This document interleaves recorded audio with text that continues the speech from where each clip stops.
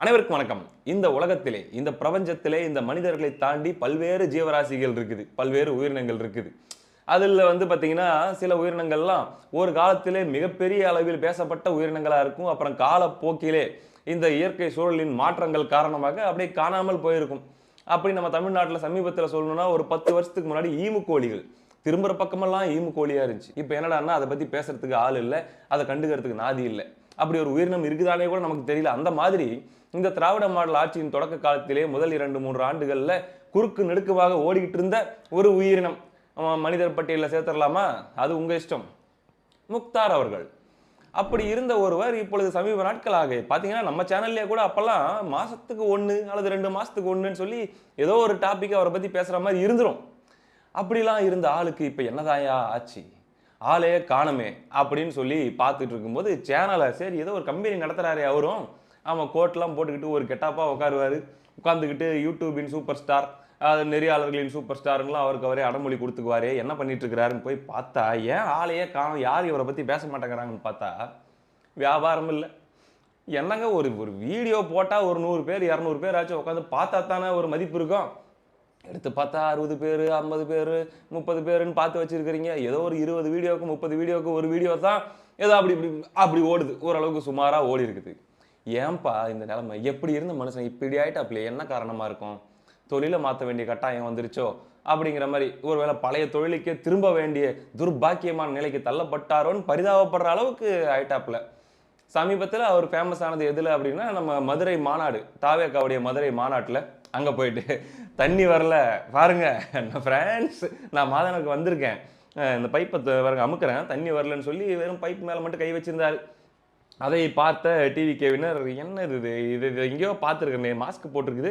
ஆனா இந்த பாடி ரொம்ப நமக்கு தெரிஞ்ச நமக்கு பழக்கப்பட்ட ஒரு உருவமா இருக்குதேன்னு ஃபாலோ பண்ணி பார்க்கும்போது, டேப்ப செக் பண்ணிட்டு அடுத்து நான் பாத்ரூம்குள்ள நுழைய போறேன் அப்படின்னும்போது, நான் அந்த கழிவறையின் வாயிலிலே வைத்து கையும் களவுமாக பிடிபட்டு, "முக்தார் தானே நீ? நீ எதுக்கு எங்க கூட்டத்துக்கு வந்த? கம் ஆன் கெட் அவுட்" அப்படிங்கிற மாரி லாக் பண்ணி தொரத்தி விட்டாங்க. அப்போ அவர் துவண்டு போய் வெளியேறின அந்த காட்சிய தான் நம்ம கடைசியா பார்த்தது. அதுக்கப்புறம் ஆளே அட்ரஸ் தெரியல. அதுக்கப்புறம், "இல்ல விஜய பழி வாங்காம விடமாட்டேன். என்ன இப்படிப்பட்ட ஒரு அவமானத்துல தள்ளிட்டாங்களே" அப்படின்னு சொல்லி ஏதோ வாழ்க்கையில முதல் தடவை அவமானப்பட்டது போன்ற ஒரு உணர்வுக்குள் தள்ளப்பட்டு போய் முயற்சி பண்ணாரு. என்ன மாதிரி பண்ணிருவாரு? பயங்கர அறிவுபூர்வமா, ஆற்றல் மிக்க அரசியல் ரீதியான கருத்துக்கள் எடுத்து வச்சிட போறாரா? இல்ல. வழக்கம் போல விஜயின் ராத்திரி நேரத்து பூஜை, திரிஷாவுடன் கிறிஸ்துமஸ் கொண்டாட்டம், நள்ளிரவில் குத்தாட்டம் அப்படி இப்படின்னு எதை ட்ரை பண்ணாரு. அதையும் சீண்ட ஆள் இல்லை என்பது ஒரு சோகமான ஒரு விஷயம். ஒரு காலத்துல அந்த மாரி கான்டென்ட்லாம் நல்லா விரும்பி பார்ப்பாங்கங்க. நல்லா சர்வ் பண்ணுவாரு இவரு. ஆமா. அவரு இதுக்கு முன்னாடி பார்த்தீங்கன்னா, லேகியம் சம்பந்தப்பட்ட வியாபாரங்களில் ஒரு அசிஸ்டன்ட்டாக இருந்ததாக நம்ம கேள்விப்பட்டிருக்கிறோம். ஆனா, மீடியாவுக்கு வந்த பிறகு அவருடைய பதிவுகள், அவருடைய போஸ்ட்கள், கான்டென்ட்கள்லாம் நம்ம பார்த்தோம்னா, உண்மையிலேயே இவரு லேகியம் விக்க மட்டும் தான் செஞ்சாரா? இல்ல முதலாளி பார்க்காத கேப்ல அப்பப்ப 2 லேகியத்த எடுத்து அப்படி உள்ள விட்டுக்கிட்டாரா? அப்படின்னு சந்தேகம் வரக்கூடிய அளவிலே அவருடைய கான்டென்ட்கள்லாம் இருக்கும். அவருக்குன்னு சில ஆடியன்ஸ் இருப்பாங்க. அந்த ஆடியன்ஸ் யார் அப்படின்னா, அதாவது மாத்திரைகளை போட்டுக்கொண்டு உட்கார்ந்து ஒரு கதை கேட்கறாங்கன்னு வச்சுக்கோங்களேன். ஒரு ஆளு ஏரோப்ளேன்ல போயி தனி விமானத்துல அவன் இருந்தானாம். அவன சுத்தி 10 பொம்பளைங்களாம்பா அப்படின்ன உடனே இங்க இங்க உட்கார்ந்து பார்க்கறது யூடியூப்ல பார்க்கக்கூடிய ஆட்கள் பாரேன் நாடு எவ்வளோ கெட்டு போய் கிடக்குது. இவன்லாம் ஒரு மனுஷனா? அப்படிங்கிற மாரி கமெண்ட்ட போட்டு ஒரு பெருமூச்சு விடுவாங்க. அந்த பெருமூச்சுக்கு பின்னாடி 1000 அர்த்தங்கள் இருக்குது. இத பார்க்கிற ஆட்களுக்கு அது புரியும். ஆ வாழ்றான். சரி, சரி நம்ம என்ன பண்றது? இந்த மாரி கதைகளை கேட்டாச்சு நம்ம சாட்டிஸ்ஃபை பண்ணிப்போம். நமக்குள்ள இருக்கக்கூடிய அந்த ஒரு மிருகத்த தூங்கிட்டு இருக்கிற அந்த மிருகத்த தட்டி எழுப்புவோம். அப்படின்றதுக்காக அவருடைய வீடியோக்களை விரும்பி பார்க்கக்கூடியவர்கள் உண்டு. அவர் அதுக்காகவே சில கெஸ்ட்டுகள கூட்டிட்டு வருவாரு. காந்தராஜ் அப்படின்னு ஒரு டாக்டர் வருவாரு. அவர் சில கதைகளை எல்லாம் சொல்லி காந்தம் போல ஈர்ப்பார். அவர் வயதொத்த அந்த அவருடைய ஆடியன்ஸ்களை எல்லாம் இழுப்பாரு. அப்படியே 80ஸ்ல இருந்த நடிகைகள், 90ஸ்ல இருந்த நடிகைகள், அவங்க என்ன பண்ணாங்க தெரியுமா? இப்படி போனாங்க தெரியுமா? அப்படின்னு சொல்லி கதை சொல்ல, இந்த முக்தார் அப்படியா? சொல்லுங்க, சொல்லுங்க, சொல்லுங்க அப்படின்னு சொல்லி எடுத்து மக்களுக்கு அப்படியே சேவைகளா செஞ்சுட்டு இருந்தாரு. எவ்வளவு ஈஸி பாருங்களேன். இந்த மாதிரியான ஜர்னலிசம் வெரி வெரி ஈஸி. ஆளுங்கட்சியை பத்தி ஒரு வார்த்தை பேச தேவையில்ல. முறைகேடுகள் பத்தி ஒரு வார்த்தை பேச தேவையில்ல. ஊழல்கள் பத்தி ஒரு வார்த்தை பேச தேவையில்ல. மக்கள் கேட்கிற கேள்விகளை பத்தி ஒரு வார்த்தை பேச தேவையில்ல. என்ன பண்ணலாம்? இந்த மாதிரி 18+ கான்டென்ட்களா எடுத்து அடிச்சு விடலாம். அது போக ஆளுங்கட்சிக்கு குடைச்சல் கொடுக்குற மாதிரி இருக்கக்கூடிய அரசியல் தலைவர்களோ அல்லது வந்து பத்திரிகையாளர்களோ யாராச்சும் இருந்தாங்கன்னா அவங்கள பத்தி பாலியல் ரீதியான 18 வயசுக்கு மேற்பட்டவர்கள் பார்க்கக்கூடிய சம்பவங்கள் எல்லாம் நாமளா உட்கார்ந்து கொண்டு கழிவறையில் அமர்ந்திருக்கும் போது கன நேரத்தில் நமக்கு தோணும் இல்லையா, நமக்குள்ள இருக்கக்கூடிய அது முழிச்சிக்கும் இல்லையா, அதுக்கு எப்படிலாம் சொன்னா நல்லா இருக்கும்ன்ற கதைகள் எல்லாம் வந்து வீடியோவா பேசிட்டு இருப்பாப்புல. அதையும் பார்க்க ஒரு ஆட்கள் இருந்தாங்க. அது கூட இப்ப இல்லாம போச்சப்பா அப்படிங்கிற நிலைமையில தள்ளாடிக்கிட்டு இருந்த அந்த ஊடக நிறுவனத்தை செங்குத்தாக தூக்கி நிறுத்துறதுக்கு என்னடா பிளான் பண்ணலான்னு போது சவுக்கு சங்கர் கைது அப்படின்னு ஒரு விஷயம் கிடைச்சிருச்சு. இப்ப சவுக்கு சங்கர் கைது இதை நியாயப்படுத்துறதுக்காக பேசக்கூடிய ஆட்கள் சில பேர் இருக்கிறாங்க. இப்ப தாமோதரன் பிரகாஷ் அவங்க இவங்கெல்லாம் விடுவாங்க, அடிச்சு விடுவாங்க, அவங்க வாயில வர்ற கதையெல்லாம் சொல்லுவாங்க. அப்படி இருந்தா தெரியுமா, கைது பண்ணும்போது சவுக்கு சங்கர் இருந்த கண்டிஷன் என்ன தெரியுமா, அந்த ரூமுக்குள்ள ஐயோ நான் வெளியே சொல்ல மாட்டேன்பா அப்படிங்கிற மாதிரி இருப்பாங்கல்ல. இப்ப அந்த ரோலை நம்ம கையில் எடுக்கலாம் அப்படின்னும் போதுதான் இவரிடம் அப்பாவியாக வந்து 2 ஆடுகள் மாட்டின. அந்த 2 ஆடுகள் யாருன்னா இந்த சவுக்கு சங்கருடைய கைதில் கம்ப்ளைண்ட் கொடுத்த அந்த ப்ரொடியூசர். அதாங்க அது ஒரு படம் ரெட் அண்ட் ஃபாலோவா, அந்த படத்துடைய ப்ரொடியூசர்கள் அல்லது வந்து அந்த படத்தில் ஃபினான்சியர்கள் அப்படின்ற மாதிரி இருந்த இந்த புகார் கொடுத்துட்டு இன்டர்வியூலாம் கொடுத்துட்டு இருந்தாங்கல்ல. நமக்குன்னே அளவெடுத்து செஞ்ச மாதிரி 2 பீஸ் இருக்குதே. எல்லா மீடியாவிலும் போயிட்டு பேசிட்டு இருக்கிறாங்களா, சரி கூப்பிடு. என்னங்க மீடியாக்கெல்லாம் போனீங்களே நியாயம் கிடைச்சிருச்சா? இல்லையேங்க, நம்ம கம்பெனிக்கு வாங்க, அருமையா இருக்கும், உங்களுக்கான நியாயத்தை நான் வாங்கி தரேன் அப்படின்னு சொல்லி கூப்பிட்டு, இதுக்கு முன்னாடி ஒரு நீதி வாங்கி தரேன் யாரெல்லாம் கூப்பிட்டு என்னென்னலாம் பண்ணாருங்கிறது தனி கதை பேசுவோம். அவங்கள உட்கார வச்சுக்கிட்டு இன்டர்வியூ எடுக்கிறாருங்க. தன் மனதில் இருக்கக்கூடிய அந்த குப்பைகள் எல்லாம் கொட்டுவதற்கான ஒரு நல்ல வாய்ப்பு. அவங்கள உட்கார வச்சுக்கிட்டு, அப்பாவியா இருக்கிறீங்க, முட்டாளா இருக்கிறீங்க, உங்களுக்கு ஒண்ணுமே தெரியல, யார் தெரியுமா, சவுக்கு சங்கர் பண்ண வேலைகள்லாம் என்ன தெரியுமா, அப்படி இப்படின்னு சரி சவுக்கு மேல இருக்கிறதெல்லாம் கொட்டினாரு. சார் பாருங்க சார், நீங்க இவ்வளவு சீனியரா இருக்கிறீங்க, இவ்வளவு விஷயங்கள் தெரிஞ்சு வச்சிருக்கிறீங்க அப்படின்னும் போது பார்த்தீங்கன்னா நாங்கள் அப்பாவே இருந்துட்டோம் சார் அப்படின்ட்டு அவங்க உட்காந்துக்கிட்டு பாவம் ஒத்து ஊத அப்படின்னு அந்த வீடியோவை பார்த்துட்டு இருந்தேன். திடீர்னு பார்த்தா சம்பந்தமே இல்லாமல் இந்த சவுக்கு சங்கருக்கு எல்லாத்துக்கும் பின்னாடி மூளையாக செயல்படுகிற ஆள் யார் தெரியுமா? அதாவது இந்த மாதிரியான கட்ட பஞ்சாயத்துகள் சவுக்கு சங்கர் பண்ணக்கூடிய இந்த பிளாக்மெயிலிங் ஜேர்னலிசம் இது எல்லாத்துக்கும் வந்து பின்னாடி பாலமாக இருந்து செயல்படுறது இந்த கிஷோர் கே சாமி அப்படின்னு உடனே நான் ஜெர்க் ஆயிட்டேன். எதே கிஷோர் கே சாமியா என்ன பண்ணாப்பிலையா அப்படின்னு தொடர்ந்து பார்த்தா கட்ட பஞ்சாயத்து. அதாவது இந்த மங்காத்தா படத்தில் வரா மாதிரிங்க, வெளியே அவங்க 2 பேரும், இவர் வந்து அஜித் குமார், அவர் ஆக்ஷன் கிங் அர்ஜுன், வெளியே 2 பேரும் ஒருத்தர் எதிர்க்கிற மாதிரி காட்டிப்பாங்க. வெளியே வந்து அவங்க ஒருத்தர் திட்டிக்கிற மாதிரிலாம் காட்டிப்பாங்க. ஆனால் உள்ளுக்குள்ளே வந்து அவங்க ஃபோனில் பேசிக்கிட்டே இருக்கிறாங்க. இது வந்து இந்த மாதிரி யாராச்சும் பிரச்சனை அது பஞ்சாயத்து அப்படின்னா கோர்த்து விடுறது கிஷோர் கேசாமியோட வேலை, அதுக்கப்புறம் பிளாக்மெயில் பண்ணுறது சங்கருடைய வேலை, அதுக்கப்புறம் அவங்கள தொடர்பு கொண்டு இந்த பிரச்சனை உங்களுக்கு முடியணும்னா இவ்வளோ நீங்கள் கொடுத்து இப்படி செட்டில் பண்ணிட்டீங்க அப்படின்னா முடிச்சிக்கலாம் அப்படின்னு சொல்லி மறுபடியும் அவங்கள வந்து இந்த பிஸ்னஸ் டீலுக்குள்ளே கொண்டு வர்றது கிஷோர் கேசாமி. யோ என்னடா நடக்குதுங்க அப்படின்னு சொல்லி நான் பார்த்து மிரண்டேங்க அந்த வீடியோவை. யார் இவரா? இவர் நமக்கு நல்லா தெரியுமே, நம்ம அடிக்கடி பார்க்குறோமே, அதுக்கெல்லாம் ஒத்தில்லாத ஆளாச்சு இவர். அந்த மாதிரி வேலைலாம் பண்ண மாட்டாப்லையே. உண்மையிலேங்க கட்ட பஞ்சாயத்து பேசுகிற அளவுக்குலாம் கெப்பாசிட்டி இருக்கிற ஆள் கிடையாது. கட்ட பஞ்சாயத்து மட்டும் இல்லைங்க, கடையில் போய் காய்கறி கூட வாங்க தெரியாதுங்க, மெய்யால சொல்கிறேன். ஒன்றும் இல்லை, ஊரில் வந்து தக்காளி 1 கிலோ 20 ரூபான்னு விற்கிதுன்னு வச்சுக்கோங்களேன் மார்க்கெட்டில். இவர் வந்து நிற்கிறாரு, ஏம்மா தக்காளி 1 கிலோ எவ்வளோ அப்படின்னு சொல்லி கேட்குறாங்க. 200 ரூபா அப்படின்னு சொன்னாங்கன்னா 200 ரூபா, சரிங்கம்மா இந்தாங்கம்மா அப்படின்னு சொல்லிட்டு 200 ரூபா கொடுத்து தக்காளி வாங்கிட்டு வர அளவுக்கு கெப்பாசிட்டியான ஆள் இவர், காசு பணம் சம்மந்தப்பட்ட விஷயத்தில். ஆமாம் நிஜமாங்க. இந்த நபரை லேக்ஸ் லெவலில் க்ரோர்ஸ் லெவலில் டீல் பண்ணுறாரு அப்படின்னு சொல்லி முக்தார் சொன்னோடனே எனக்கு குபேர்னு சிரிப்பு வந்துருச்சு. என்னதான் ஏன் பிரச்சனை? அது போக என்ன சொல்கிறாருன்னா அப்படின்னு அந்த நெட்ஒர்க்கை ஹேண்டில் பண்ணுறதே கிஷோர் கேசாமி தான் அப்படின்ட்டு. அவர் அதிகபட்சமாக அவருடைய ஆசைகளை நான் பார்த்த வரைக்கும் பணம் சம்மந்தப்பட்ட விஷயத்தை, அவர் அரசியல் ரீதியாக ஒருத்தருக்கு ஒரு கருத்து இருக்கும், கொள்கை ரீதியாக ஒருத்தருக்கு ஒரு கருத்து இருக்கும், எனக்கே மாற்று கருத்து இருக்குது, நானே பயங்கரமாக சண்டை போட்டிருக்கிறேன், இதெல்லாமே இருந்தாலும் கூட இந்த மிரட்டுறது, பிளாக்மெயில் பண்ணுறது, கட்ட பஞ்சாயத்து பண்ணுறது, ஒருத்தருடைய ரகசியத்தை எடுத்து வச்சுக்கிட்டு பேரம் பேசுறது, இந்த மாதிரி செயலெல்லாம் செய்யக்கூடிய ஆளானா 100% அந்த மாதிரி செய்யக்கூடிய ஆளே கிடையாது நான் பார்த்த வரைக்கும். அதுபோக உதவின்னு சொல்லி யார் கேட்டாலுமே அது எதிரியாக இருந்தாலும் ஒரு காலத்தில் அவர் தப்பாக பேசினவங்களாவே இருந்தாலும் கூட ஏதோ ஒரு சட்ட ரீதியான ஒரு சந்தேகம் கேட்குறாங்க, இல்லை ஏதோ ஒரு வரலாற்று ரீதியான ஏதோ ஒரு விஷயம் கேட்க, ஏன்னா அவர் வந்து முழுக்க ரீடிங் படிக்கிறது இதில் தான் ஆர்வம் அதிகம். ஒரு ஜட்ஜ்மெண்ட் வருதுன்னா அதை பற்றி உட்காந்து அது 2000 பேஜாக இருந்தாலும் உட்காந்து கோ த்ரூ பண்ணணும் அப்படின்னு நினைக்கக்கூடிய ஆள். இவ்வளோ பெரிய புக்காக இருந்தாலும் அந்த புக்கை உட்காந்துட்டு உள்ளக்கிறது எல்லாத்தையும் நோண்டி எடுத்து திங்கிங், அந்த மாதிரி தான் அவருடைய இதே இருக்கும். இந்த அரசியல் அப்படிங்கிறதே பார்த்தீங்கன்னா இந்த திமுகவை அகற்றணும் அப்படிங்கிற அளவில் தான் அவர் அரசியலே பேசிட்டு இருக்காரு. அவர்கிட்ட கேட்டேன், என்னதாங்க உங்க ஆம்பிஷன் அப்படின்னா, எனக்கு திமுக ஆட்சி போயிடணும், மக்கள் எல்லாரும் ஃப்ரீயா நல்லபடியா இருக்கணும். அதுக்கப்புறம் எனக்கு இந்த கம்பராமாயணம் ஒரு 5 வால்யூம் புத்தகம் வந்து இவ்வளோ பெருசு வச்சிருக்கேன். அதை உட்காந்துக்கிட்டு நான் பாட்டுக்கு ஒன்னொன்னா படிச்சு, அதுல இருக்கக்கூடிய எனக்கு தோன்ற விஷயங்களை நான் பாட்டுக்கு பேசிட்டு இருக்கணும். அது 10 பேர் பார்த்தாலும் சரி, 20 பேர் பார்த்தாலும் சரி, எனக்கு மனசுக்கு பிடிச்ச வேலையை நான் செய்யணும். எனக்கு இதுதான் பிடிக்கும். அரசியல் அப்படிங்கிறது தவிர்க்க முடியாம பேசிட்டு இருக்கிற ஒரு விஷயம் அப்படின்னு சொல்லக்கூடிய நபர் தான் கிஷோர் கேசாமி. அப்படின்றபோது அந்த நபரை பத்தி இவர் சொன்ன கதைகள்லாம் கேட்டு, யோ இதெல்லாம் மனசாட்சி இல்லாத செயலியா, இதை பத்தி நம்ம பேசியே ஆகணுயா அப்படின்னு சொல்லி தான் இந்த வீடியோ நான் போட்டிருக்கிறேன். சரி, ரைட்டு. முக்தாருக்கு எதுக்கு கிஷோர் அவர்களை இதுல லிங்க் பண்ண வேண்டிய தேவை வந்துச்சு? ஏன்னா இது 100% எனக்கு தெரியும். கிஷோர் அவர்களும் சங்கர் அவர்களும் ஒரு காலத்துல நண்பர்களாக இருந்தார்களா? முக்தார் சொன்னது உண்மையானா உண்மை. ஒரு காலத்துல அவங்க நண்பர்கள், 10 வருஷத்துக்கு முன்னாடி அவங்க வந்து நண்பர்களாக இருந்தாங்க, ஒன்னா செயல்பட்டாங்க. அதாவது பத்திரிகை சம்பந்தப்பட்ட விஷயங்கள்ல. அதுக்கப்புறம் அவங்க 2 பேருமே ரொம்ப விலகிடுறாங்க.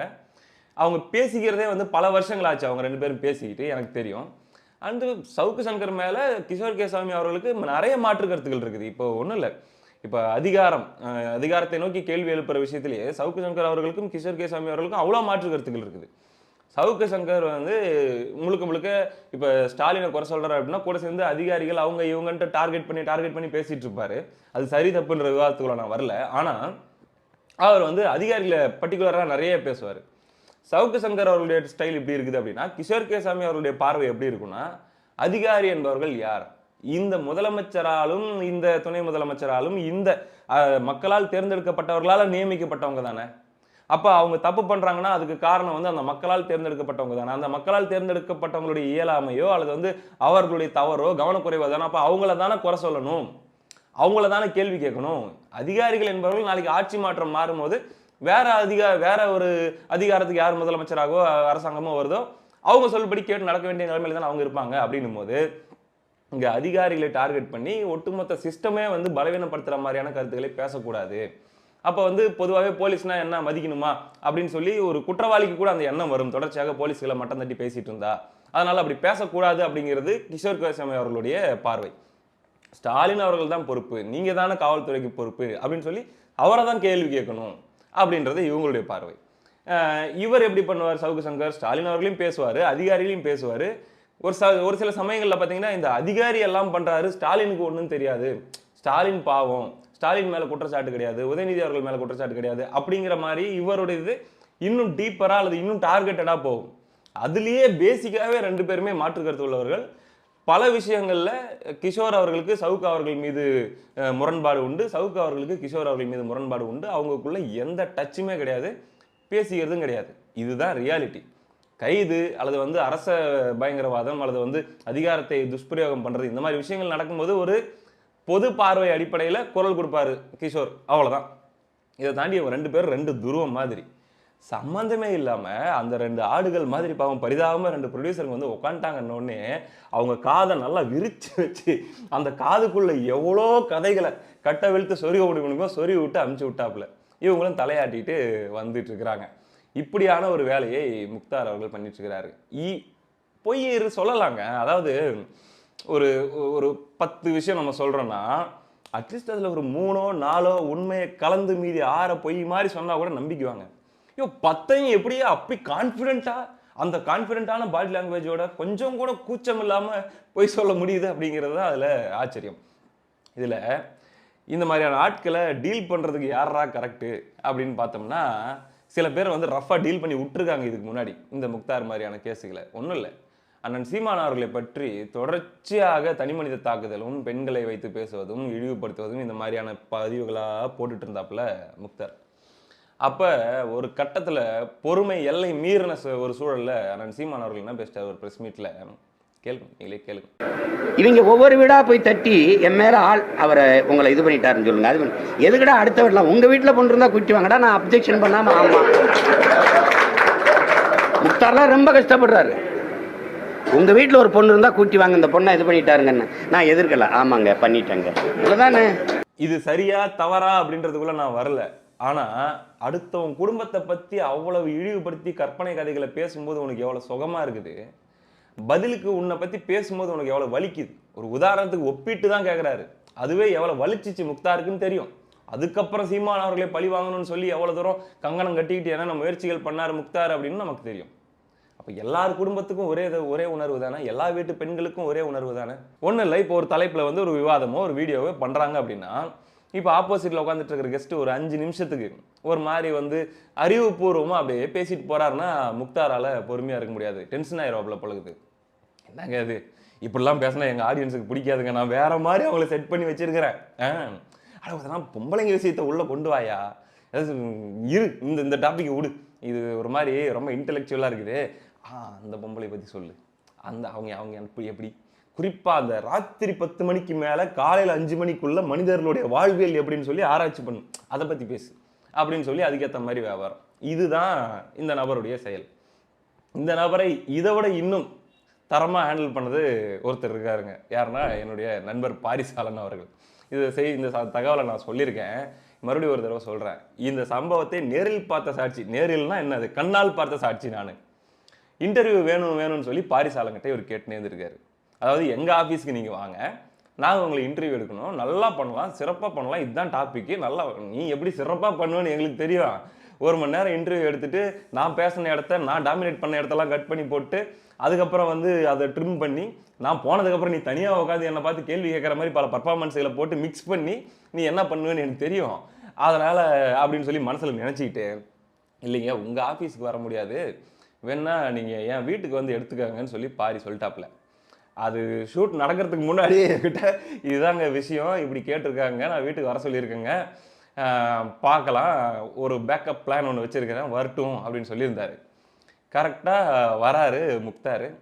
இது வந்து இதுக்கு மேலே நான் சொல்கிறது நான் கண்ணால் கண்ட காட்சிகள், அதாவது பாரி என்கிட்ட ப்ளே பண்ணி காமிச்ச காட்சிகள், அதை பாரியே சொல்லியிருக்காரு. அதனால் நான் அவருடைய அனுமதி இல்லாமலாம் நான் இதை சொல்லலை. பாரியே எனக்கு அவருடைய லேப்டாப்பில் போட்டு காமிச்ச விஷயம். உள்ளே வராரு, வரும்போது கம்பீரமாக வராரு, உற்சாகமாக வராரு, வந்து அப்படியே உட்காந்துக்கிட்டு சோஃபாவில் உட்காந்து அப்படியே பார்த்துக்கிட்டு ஒரு அந்த பாடி லாங்குவேஜ் இருக்கும்ல, அதெல்லாம் பண்ணிட்டு இருக்காரு. பாரிசாலன் இருக்காரு, அவங்க டீம் வந்து அப்படியே கேமராலாம் செட் பண்ணுறாங்க, அப்படியே இப்படி வீட்டெல்லாம் பார்த்துக்கிட்டு, ஓகே இவர் நினச்சிட்டு இருக்காரு மனசில், இன்னைக்கு இருக்குதுடா இந்த முக்தாருடைய சம்பவம் யாருன்னு காட்டுறேன்னு நினச்சிட்டு இருந்திருக்காரு. அப்படியே பேசிகிட்டு இருக்கும்போது பார்த்தா இன்னொரு கேமரா ஒன்று, இந்த கேமரா நம்ம கொண்டு வந்த கேமரா இல்லையே, ஏன் அது நம்மளை பார்த்தா மாதிரி நிற்கிது அப்படின்னு சொல்லி தோண உடனே, என்ன இது கேமரா வேணுன்னு இருக்காப்புல, எங்கள் கேமரா தாங்க வச்சுருக்கோம் அப்படின்னு. அது ஆனில் இருக்கா, ஆமாம் ஆனில் தான் இருக்குது, வச்சுருக்கோம், ஒன்றும் இல்லை, நாங்கள் ஒன்றும் அதை வச்சுக்கிட்டு நாங்கள் வந்து எதுவும் பண்ண போகிறதில்ல, இன்டர்வியூ நடக்கட்டும், நீங்கள் இன்டர்வியூ எடுத்துக்கிட்டு போங்க, போயிட்டு உங்கள் சேனலில் அதை நியாயமாக ஒளிபரப்புங்க, என்ன எடுத்தீங்களோ அதை போடுங்க, அப்படி போட்டிங்கன்னா ஒரு பிரச்சனையும் இல்லை. ஒருவேளை உங்களுக்கு ஏற்கனவே ஒரு ட்ராக் ரெக்கார்டு இருக்குது, இல்லை இன்டர்வியூ எடுத்துகிட்டு அதுக்கப்புறம் வந்து அந்த கெஸ்ட்டை ஏமாற்றி நீங்கள் வேறு மாதிரி பண்ணக்கூடிய வேலைகள், அப்படி ஒரு வேலை ஏதாச்சும் நீங்கள் பண்ணீங்கன்னா, இல்லைங்க இதெல்லாம் கூட கேட்டார், இதெல்லாம் கூட நான் சொன்னேன்னு மக்கள்கிட்ட சொல்கிறதுக்கு எனக்கு ஒரு ஆதாரம் வேணும், அதனால் என் கேமராவும் ஆனில் இருந்துட்டு போது ஒரு மூலையிலன்னு சொன்னோம். உடனே மனுஷன் வேர்த்து போச்சுங்க, வேர்த்து போயிட்டு அதுக்கப்புறம் அப்படியே அந்த நொடி பாடி லாங்குவேஜ் மாறுது. நான் பார்க்குறேன், இது எல்லாத்தையுமே நான் வந்து லேப்டாப்பில் பார்க்குறேன். அப்படியே டக்குன்னு எந்திரிச்சிட்டு அப்படி இப்படி நடக்கிறாரு, திருப்பி இப்படி போகிறாரு, இப்படி வராரு, நிற்கிறாரு, தலையை சொறிகிறாரு, அதுக்கப்புறம் கன்வின்ஸ் பண்ண ட்ரை பண்ணுறாரு, இல்லை எங்கள் பாலிசி வந்து அது ஒத்துக்காது, அது வந்து அதெல்லாம் ஒன்றும் இல்லைங்க, அது என்னங்க அது பாட்டுக்கு இருக்கட்டுங்க விடுங்கன்னா, அப்படி இப்படின்ட்டு ஒரு தவிக்குது மனசு அப்படியே தவிக்கிறத நம்மளால் பார்க்க முடியுது. அந்த தவிச்சிட்டு கடைசி வரைக்கும் இன்டர்வியூவே எடுக்காமல் அப்போ நான் போகிறேன்னு சொல்லிட்டு கோச்சிக்கிட்டு கிளம்பிட்டாருங்க. குழந்தைங்க மிட்டாய் கொடுக்கலன்னு கோச்சிட்டு போகிற மாதிரி பாரி கூப்பிட்றாரு, ஏங்க இருங்க பரவாயில்ல, வீட்டில் நான் நீங்கள் வந்துட்டீங்கன்னு காஃபி சொல்லிட்டேன், காஃபி ரெடி ஆயிடுச்சு, அம்மா எடுத்துகிட்டு வந்துட்டுக்கிறாங்க, காஃபியாச்சும் சாப்பிட்டு போங்க, இல்லை வேணான்ட்டு அப்படியே ஓட்டம். இந்த காட்சி வந்து நான் பார்த்தேன் பாரிசாலன்கிட்ட இருக்குது. இந்த மாதிரி டீல் பண்ண தெரிஞ்ச ஆளுங்க கிட்ட பம்பிட வேண்டியது, படுத்துட வேண்டியது, மொக்க வாங்க வேண்டியது. அண்ணன் சீமான் மாதிரியான ஆளுங்க இன்னும் ரஃபாகவே கேள்வியை கேட்டு விட்டாங்க. அது போக தாவேக கூட்டத்தில் போயிட்டு அங்கே அசிங்கப்பட்டு வர வேண்டியது. இப்படி படக்கூடிய அசிங்கங்கள் எல்லாத்தையும் ஒன்றா கூட்டு வச்சு யாரையாச்சும் ஒருத்தரை வச்சுக்கிட்டு தான் மனசில் இருக்கிற வன்மத்தை பூரா அவங்களுடைய கருத்து அப்படின்ற மாதிரி சொல்ல வைக்கிறது. என்ன மாதிரியான இது ஊடகத்துறை, இது என்னன்னு தெரியலைங்க. இன்னும் 3 மாதம் இருக்கா இந்த ஆட்சி முடியறதுக்கு. இந்த 3 மாதத்துக்கு இவங்கெல்லாம் அதிகபட்சம் இந்த மாதிரிலாம் கத்திட்டு இருக்க முடியும். இன்னைக்கு திமுக ஆளுங்கட்சி, திமுகவுடைய தலைமையில் இருக்கவங்க உங்களுக்கு நெருக்கமானவங்க, கூட்டணி கட்சியில் நெருக்கமானவங்க அப்படின்றதுக்காக நீங்கள் நினைச்சதையெல்லாம் நீங்கள் வந்து ஒருத்தரை பற்றி அவதூறாக பேசிட்டுக்கிறீங்க. இதெல்லாமே பதிவு செய்யப்பட்டிருக்குது. நாளைக்கு ஆட்சி மாற்றம் வந்தா இதே அவதூறு வழக்கு உங்களை நோக்கி திரும்பாதா? அன்னைக்கு உங்க கூட யார் நிற்பாங்க? இன்னைக்கு நிற்கிற திமுகவும் திமுக கூட்டணி கட்சிகளும் நாளைக்கு அதிகாரம் இல்லாதப்போ உங்க கூட நிற்க முடியுமா? அளவுக்கு அதிகமாக அவதூறு என்பதும் தனி மனித பகை அப்படின்றதும் போயிட்டு இருக்கும்போது அதற்கான விலையை கொடுக்க வேண்டிய நிலை வந்துவிடும். முக்தார் அவர்கள் புரிந்து கொள்ள வேண்டும். அதாவது காமராஜர் பற்றி பேசிட்டு தமிழ்நாட்டில் ஊழல ஆரம்பித்ததே காமராஜர் தான், அப்படித்தான் இப்படித்தான் பேசிட்டு அதுக்கப்புறம் பார்த்தீங்கன்னா பயங்கரமான ஒரு பேக் ஃபயர் ஒன்று ஆச்சு. அந்த பேக் ஃபயர் ஆன உடனே எந்த அளவுக்குன்னா இவருடைய அட்ரஸை தேட ஆரம்பிச்சிட்டாங்க. காமராஜருடைய தீவிர ஆதரவாளர்கள் அல்லது அந்த குறிப்பிட்ட பகுதியை சார்ந்தவர்கள், சமூகத்தை சார்ந்தவர்கள்லாம் வெறி ஆயிட்டாங்க. வெறி ஆயிட்டு தேட ஆரம்பிச்சிட்டாங்க. ஒரு பக்கம் நயனார் நாகேந்திரன் அவர்கள் அறிக்கை கொடுக்க ஆரம்பிச்சிட்டாரு, இன்னொரு பக்கம் சரத்குமார் அவர்கள் அறிக்கை கொடுக்குறாரு. பயங்கர நெருக்கடி ஆகுது, கைது பண்ணுங்க அப்படின்ட்டு. மனுஷன் பயந்துட்டாப்ல. பயந்துட்டு மன்னிச்சிருங்க, நான் வந்து ஏதோ இருந்ததை வச்சு பேசிட்டு அது தவறாக புரிந்து கொள்ளப்பட்டது, உங்க மனசு புண்பட்டு நான் வருத்தம் தெரிவிச்சுக்கிறேன். எஸ்கேப். ஐயா ராமதாஸ் அவர்களை பத்தி அப்படிதான் ரொம்ப கேவலமான ஒரு நேர்காணல் ஒன்று நடத்தி பேசிடுறாப்புல. அதுக்கப்புறம் அவங்க சும்மா இருப்பாங்களா? அங்க கிளம்பின உடனே அதோட சரி அந்த விஷயத்தை தொடவே இல்லை, வாய் திறக்கவே இல்லை. 2 நாள் ஃபோன் சுவிச் ஆஃப். வெளியே மட்டும் அப்படி நெஞ்சு வெடைச்சவனா, கம்பீரமானவனா, 4-5 முடிய புடுங்கி உருட்டி மறு மாதிரி ஒட்ட வச்சுக்கிட்டு அங்க அப்படியே கம்பீரமா வீரத்தை காட்டுறது. அப்படி பிரச்சனை பேக் ஃபயர் ஆன உடனே அப்படியே சரண்டர் ஆயிடுறது. எத்தனை காலத்துக்கு இதை பண்ண முடியும் முக்தார் அவர்கள்? எத்தனை பெண்களை இழிவுபடுத்திட்டு இருப்பீங்க? இதெல்லாம் உங்களை சும்மா விடுமா? இது ஊடகத்துறையா? இதை சப்போர்ட் பண்ணக்கூடிய மக்கள், இந்த மாதிரியான ஆட்களுடைய சேனல்களை சப்போர்ட் பண்ணக்கூடிய மக்களுக்கு ஒரு மனசாட்சி வேண்டாவா? நீங்க கேள்வி கேட்கறது, கேள்வி கேட்க ஆரம்பிச்சுட்டாங்கன்றது ஒரு பக்கம் இருந்தாலும் எல்லாருமே கேள்வி கேட்கணும். ஏதோ உங்க மனசுக்குள்ள இருக்கிற வக்கரங்களுக்கு தீனி போடுறாங்க அப்படின்றதுக்காக அவங்களுக்கு சப்போர்ட் பண்றது அப்படிங்கிறதெல்லாம் என்ன மாதிரியான ஒரு மனநிலை, நாகரிகம் அடைந்த இந்த மாதிரி சமூகத்தில் அப்படின்னு தெரியல. இப்ப கிஷோர் கேசாமி அவர்கள் இவர் எதுக்கு டார்கெட் பண்றாரு அப்படின்னா, ஏதோ வேற ஒரு இன்சிடென்ட்ல யாரோ ஒருத்தரை பற்றி ரொம்ப இழிவா தனிநபர் தாக்குதல் பண்ணி பெண்கள் விஷயத்துல ஏதோ கேவலமா பேசினப்ப கிஷோர் அவர்கள் வாய்ஸ் அவுட் பண்ணிட்டார் வீடியோ போட்டு. இது தப்பு, இதை மாற்றிக்கொள்ள வேண்டும்ட்டு அவ்வளோ பண்பா பக்குவமா பேசியிருந்தார். அப்படி பேசுனதுக்காக என்னையே பேசிட்டாப்லே அப்படின்னு சொல்லி அதுக்கு பழி வாங்குறாராமா. அதுக்கு யாரையோ கூப்பிட்டு வச்சுக்கிட்டு சங்கர் அவர்களோட லிங்க் பண்ணி பேசுறது. இதுக்கான விலையெல்லாம் கொடுக்குற நிலைமை வந்தால் ரொம்ப மோசமா இருக்கும் முக்தார் அவர்களே. அது ஆட்சிகளும் காட்சிகளும் ஒரே மாதிரி இருக்காது. அப்புறம் ரிக்ரெட் அப்படிங்கிறது பண்ணும்போது பார்த்தீங்கன்னா அதோடைய வலி ரொம்ப அதிகமாக இருக்கும். திருந்துங்க, டைம் ரொம்ப கம்மியாக இருக்குது இந்த ஆட்சி முடியறதுக்கு. பார்த்துக்கோங்க, அவ்வளோதான் நம்ம சொல்கிறதுக்கு. வேற ஒன்றும் இல்லை. அடுத்த காணொளியில் சந்திப்போம். நன்றி.